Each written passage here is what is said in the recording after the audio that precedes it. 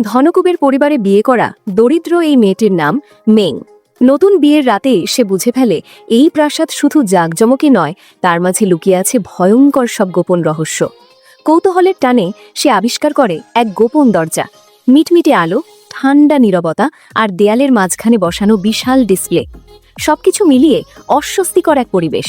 কাপা হাতে টেবিলের ওপর রাখা রিমোট চাপতেই পর্দায় ভেসে ওঠে তার স্বামী লি জিয়ান ও তার প্রাক্তন প্রেমিকার হাসি, খুনসুটি, ভালোবাসার মুহূর্ত।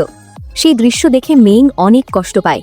ঠিক তখনই ফিরে আসে তার নতুন হাজবেন্ড রি জিয়ান। এক ঝটকায় রিমোট কেড়ে নিয়ে সে প্রজেকশন বন্ধ করে দেয় এবং ঠান্ডা কণ্ঠে বলে, আমার কোনো জিনিসে হাত লাগাবে না আমার পারমিশন ছাড়া। এরপর মেং এর হাতে তুলে দেয় একটি নথি। খুলে দেখেই মেং তো স্তব্ধ, কারণ এটা ছিল বিবাহ বিচ্ছেদের চুক্তিপত্র। এতে লেখা ছিল এই বিবাহ বিচ্ছেদ কার্যকর হবে তার সন্তানের জন্মের দিন। ক্ষতিপূরণ হিসেবে লেখা আছে $1 বিলিয়ন। মেং অবিশ্বাসে তাকিয়ে থাকে তার দিকে। নতুন বিয়ের রাতেই ডিভোর্স পেপার, এমন অপমান সে কল্পনাও করেনি। কিন্তু লি জিয়ান নির্লিপ্তভাবে নিজের বিয়ের আংটি খুলে রাখে। এক মুহূর্তেই স্পষ্ট হয়ে যায় এই বিয়ে ছিল কেবল নামের। সবকিছুর পেছনে ছিল এক হাস্যকর দুর্ঘটনা। মাতাল অবস্থায় ভুল ঘরে ঢুকে পড়া, আর সেখান থেকেই সে লি জিয়ানের সন্তানের মা। আর লি জিয়ান 9 প্রজন্মের একমাত্র উত্তরাধিকারী। বংশ টিকিয়ে রাখার স্বার্থেই ভালোবাসাহীন এই বিয়ে। মেং জানত এই সম্পর্কের উদ্দেশ্য শুধু সন্তান, তবু তার মনে কোথাও একটা আশা বেঁধেছিল। কিন্তু এই মুহূর্তে সেই আশা চূর্ণ বিচূর্ণ হয়ে যায়। অপমান আর ব্যথা একসঙ্গে তার হৃদয়ে আছড়ে পড়ে। চোখের জল চেপে রেখে সে চুক্তিতে সই করে। তবে সে আর্থিক ক্ষতিপূরণের ধারা কেটে দেয় এবং তাকে জানিয়ে দেয় $1 টাকাও সে নেবে না। সন্তানকে সে নিজেই জন্ম দেবে, নিজেই বড় করবে। লি জিয়ান এতে কোনোভাবেই রাজি হয় না। কথোপকথন শেষ হয় তিক্ততায়। ভাঙা হৃদয় নিয়ে মেং বাগানে এসে দাঁড়িয়ে গভীর শ্বাস নেয়। ঠিক তখনই ফোন বেজে ওঠে। স্ক্রিনে ভেসে ওঠে মা। সে তাড়াতাড়ি নিজের আবেগ সামলে ফোনটা ধরল। তবুও তার বুকের ভেতরটা কেঁপে উঠল, আর তার মনে হলো ওপাশে থাকা মা বুঝি সব কিছু টের পেয়ে গেছে। সে জিজ্ঞেস করে, তুই কেমন আছিস? আর সে বলে, হ্যাঁ সব ঠিক আছে, আমি খুব সুখেই আছি। মেং মিথ্যে বলল, শুধু মাকে দুশ্চিন্তা থেকে বাঁচাতে। কিন্তু তার প্রতিটি কথা স্পষ্টভাবে লি জিয়ানের কানে ঢুকল। অজান্তেই তার বুকের ভিতর এক অস্বস্তিকর অপরাধ বোধ দানা বাঁধল, যেটা সে নিজেও স্বীকার করতে চাইল না। এই বাড়িতে থাকা আর সহ্য হচ্ছিল না মেইংয়ের।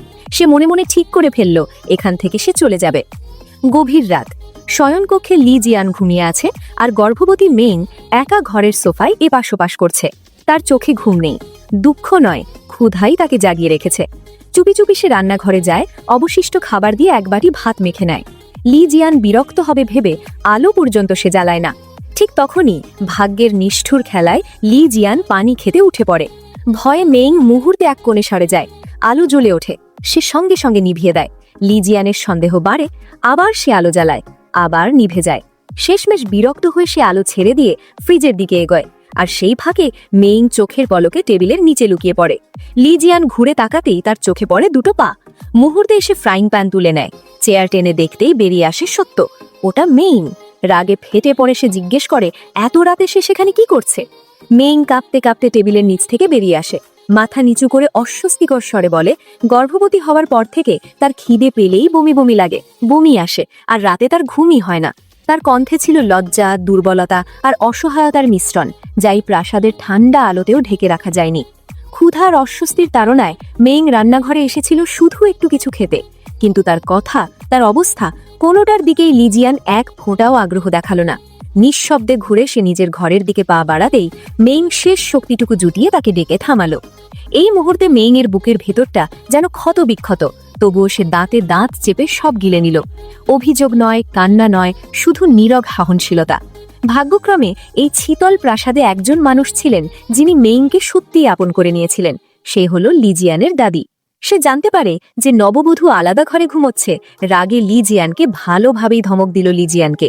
পরদিনই দাদি স্বামী স্ত্রীর দূরত্ব ঘোচাতে অসুস্থতার ভান করে হাসপাতালে ভর্তি হন।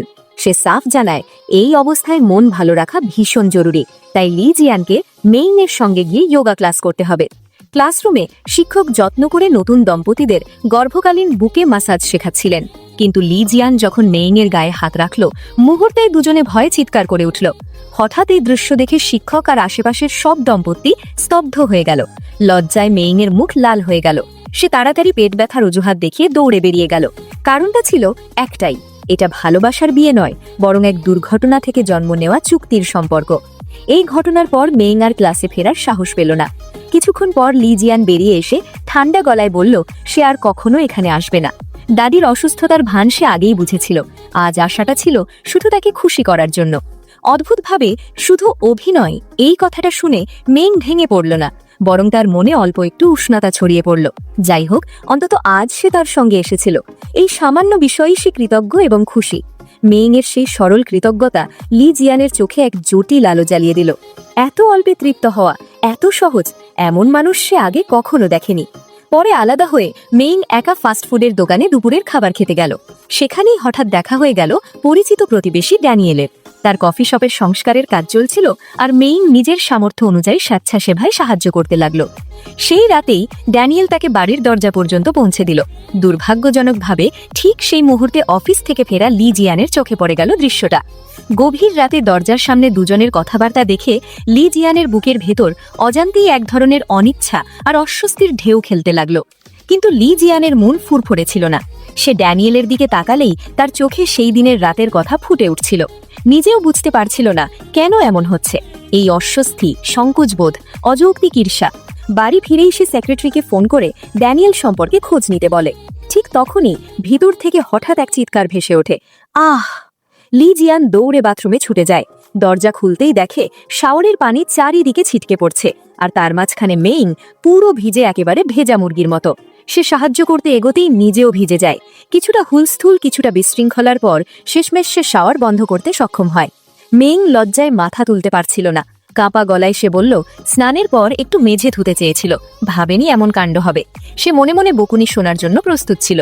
কিন্তু আশ্চর্যজনকভাবে লি জিয়ান একটাও তিরস্কার করল না, বরং তার ঠান্ডায় কাঁপা শরীর দেখে দ্রুত একটি পরিষ্কার তোয়ালে এনে তাকে জড়িয়ে ধরল।